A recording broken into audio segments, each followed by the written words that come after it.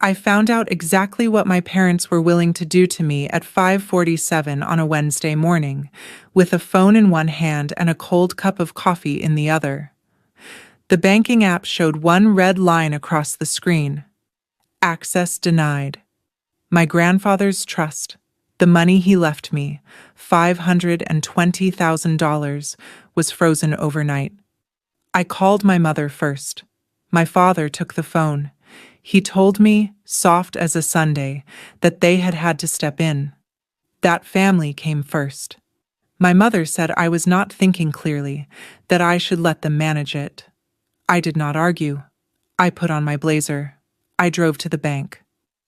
What the manager found in that document, 4 days old, is the reason I no longer answer their calls. Welcome back to Calm Drama Stories, where we sit with the quiet women who get underestimated and watch what happens when they stop explaining themselves and start letting the facts speak. If a story like this has ever lived in your own family, you already know the feeling in your chest right now. Drop a comment, tell me where you are listening from, and be sure to subscribe. Let me take you back to the version of my family I still believed in, which was only about a month before that red line ever appeared. I am April Onley. I am 34.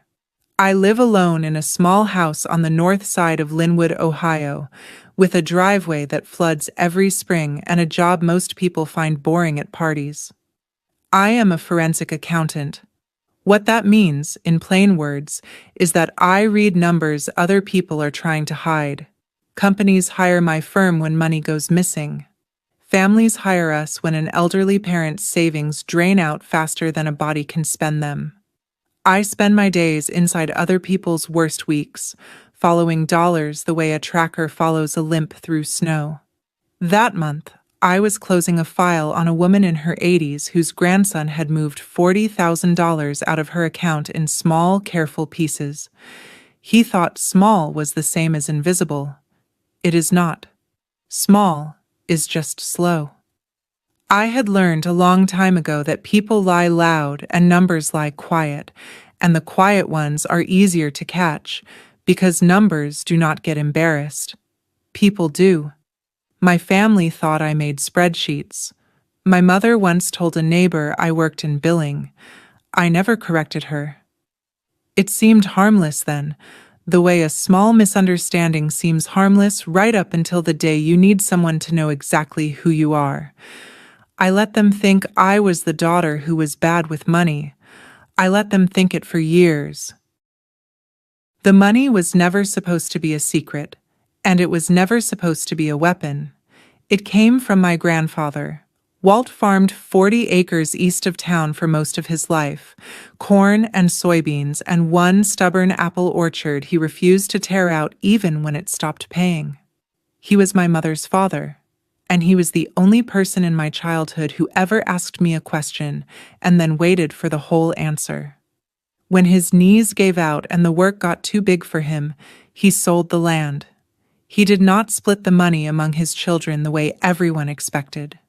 He put most of it into a trust at Linwood County Savings, and he made one name the beneficiary, and the name was mine. People in my family have a theory about why. The theory is that I was the favorite. The truth is plainer and less flattering to them. I was the one who stayed. When Walt got sick, I was the one who drove him to his appointments and learned the names of his medications and slept in the chair by his bed the last 3 nights of his life. The others sent flowers. I keep copies of everything, a habit from work that bled into my whole life. So somewhere in my desk at home, there is a folder with every paper Walt ever signed, every statement, every letter. I did not think I would ever need it. I thought I was just being tidy. Walt set the trust up with a lawyer named Ed Keller, a careful man with a careful office, and Ed told me once that the document was watertight. I believed him. I had no reason yet to test it. 2 weeks before he died, Walt gave me his watch. It is a brass pocket watch, heavier than it looks, with a hairline scratch across the face from a fall it took some time before I was born. The thing runs 2 minutes slow. It always has. When I was a girl, I used to think that was a flaw, and one afternoon I took it to the drugstore counter and asked the man there to fix it, and Walt found out, and was not angry, just amused. He took it back and put it in his vest pocket and told me to leave it be. "A slow clock is still honest," he said. "It is not lying to you. It is just 2 minutes behind, every minute of every day, and you can count on that. You cannot count on a liar. You can count on a slow clock." I did not understand him then. I was 9, and I wanted things to be right, not honest. He pressed the watch into my hand in the hospital and closed my fingers over it and did not say anything sentimental, because that was not his way. He just made sure I had it. After he was gone, I started carrying it. I do not wind it for accuracy. I wind it so it keeps moving. When something at work goes wrong, when a file will not close, when I cannot find the dollar I know is missing, I put my hand in my pocket and feel it ticking against my fingers, 2 minutes behind and steady as a heartbeat.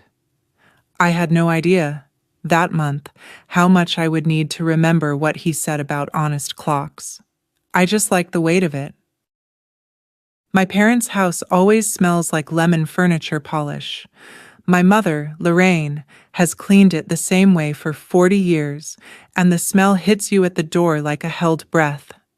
That Sunday, the table was set the way she always sets it, plates squared to the edge, forks lined up like soldiers.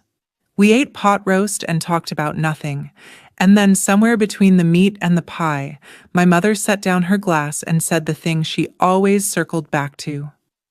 "My father always played favorites with that will," she said. I said nothing.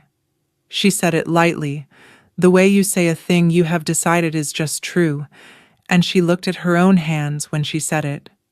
Some people in this family got more than their share. My father, Gerald, did not look up. He has gotten quieter in the last year, heavier in the shoulders, and that night he kept his eyes on the table. There was a stack of mail by his elbow, turned face down, and I noticed the top envelope had the navy blue corner of a bank logo on it before he slid it under a catalog without thinking. I noticed because noticing is what I do. I did not think much of it then. A man can have mail. A mother can be bitter about her father's choices. None of it felt like the beginning of anything. It felt like the same low weather that had hung over that house for years, the kind you stop seeing because it never quite becomes a storm. I helped with the dishes. I drove home. The lemon smell stayed in my coat for 2 days, the way it always does, and I did not think about the envelope again until it was much too late to wonder what was in it. My sister Renee came by my office the following Tuesday, which she never does.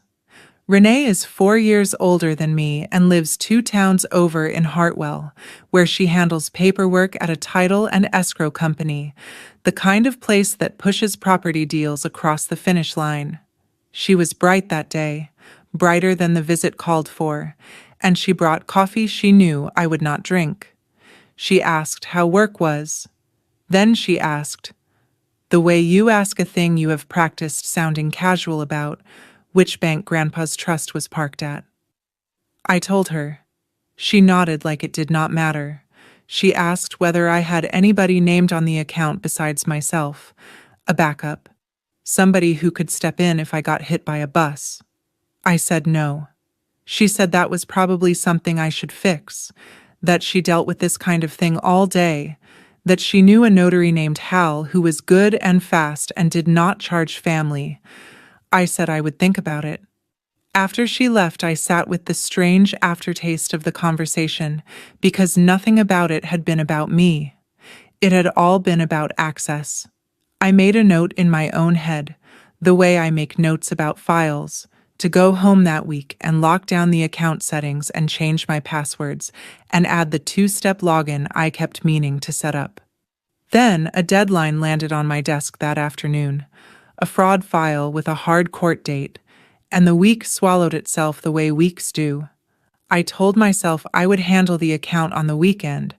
I am very good at handling other people's money on time. My own, it turned out, I had left a few days too long. The red line came on a Wednesday. I had not even sat down yet. I was standing at my kitchen counter, phone in one hand, the first cold mouthful of yesterday's coffee in the other, when I opened the banking app out of plain habit. The screen loaded, and then a band of red dropped across the top of it like a gate coming down. Access denied. Account restricted. Contact your branch. I set the coffee down very carefully because the alternative was to throw it. $520,000, and I could not see a cent of it. I called my mother before I let myself think. She picked up on the second ring, already awake, already braced, which I would understand the meaning of much later. My father took the phone from her. His voice was soft, almost kind, the voice he uses for funerals. "We had to step in," he said. "Family first." My mother's voice came from somewhere behind him, closer to the phone than it should have been if she had really handed it over. "You are not thinking clearly," she said. "Let us manage it." I stood in my own kitchen and felt the whole shape of it arrive at once, the way the missing dollar always arrives at once after hours of looking. They had done something to my account. They were calling it love. I did not raise my voice. I have learned that raising your voice tells the other side exactly how scared you are, so I said the only thing I trusted myself to say. "Okay," I said. "I heard you." Then I hung up, and I took a screenshot of the red line, and I wrote down the time, and I went to find my keys. I put on my blazer. I drove to the bank. The branch manager at Linwood County Savings is a woman named Carol Vance, and she has worked that counter long enough to remember opening Walt's accounts. I set my driver's license on the counter face up, the way you set down a card you are not going to pick up again until you get an answer. I told her my account was frozen and I wanted to know who had frozen it. She did not give me the runaround. She typed, and her face did the small polite thing faces do, and then it stopped doing that. She turned her monitor partway toward me, the way you turn a thing toward someone before you have decided whether you should. On the screen was a document I had never seen in my life, a power of attorney. My name was at the top of it, granting my father authority over my accounts. There was a signature at the bottom that was supposed to be mine. The date on it said the document had been signed 3 weeks earlier. There was a notary stamp beside the signature, a name in a circle, Hal Bruner. I looked at it for a long moment. I did not say it was forged, though it was, because I have learned never to make the accusation before you can make the case. Carol clicked once more into the file's properties, the back end of the document, the part most people never look at. Created, modified, author. She read whatever was there, and her hand went still on the mouse, and she stopped narrating to me the way she had been narrating. She did not say anything. She turned the monitor a few degrees back toward herself, then a few degrees toward me again, as if she could not decide who was supposed to be seeing this. Whatever was in that file's history was not what the date on its face had promised. I watched a careful woman go quiet, and in my line of work, a careful person going quiet is never nothing. It is the loudest sound there is. Carol asked me to sit down, and she pulled a chair around to her side of the counter, which is not standard, and that told me she had decided I was on her side of something. She explained it plainly. The power of attorney had been submitted to the bank 4 days earlier, along with a request to restrict my access and route management of the trust to my father. The document itself, the file, had been created 4 days ago too, but the date printed on its face, the date beside my forged signature, said 3 weeks. Carol said the two dates did not match, and a careful person notices when a thing claims to be older than it is. She said the signature looked, in her words, a little too even. I knew what she meant. Real signatures wander. They speed up and drag. A traced one holds its breath. I told her then what I do for a living. I told her I am a forensic accountant, that I spend my days proving exactly this kind of thing for other people. And I watched her look at me the way the bank teller never had, the way my own family never had, like the word for me had just changed in her head. She said the account would stay frozen, but now it would stay frozen as part of a fraud review, which is a very different kind of frozen. One protects them. One protects me. She printed me a copy of the document and slid it across the counter, and I folded it once and put it in my blazer pocket next to the watch. 4 days old, I said, mostly to myself, dated 3 weeks back. That is not a typo. That is a timeline. Carol did not disagree. She just started a case file and asked me to spell my grandfather's name. I did not cry in the car. I want to be honest about that, because people expect tears here, and the tears did not come the way they were supposed to. What came instead was the cold, narrow focus I get at work when a file finally cracks open. I drove home and I went straight to the desk in my spare room and I pulled out the folder, the one I keep because keeping copies is just who I am now. I spread Walt's old papers across the floor, the trust, the closing documents from the land sale, an old birthday card I had signed for him years back. Then I laid the forged power of attorney down beside them, and I looked at my signature on each one.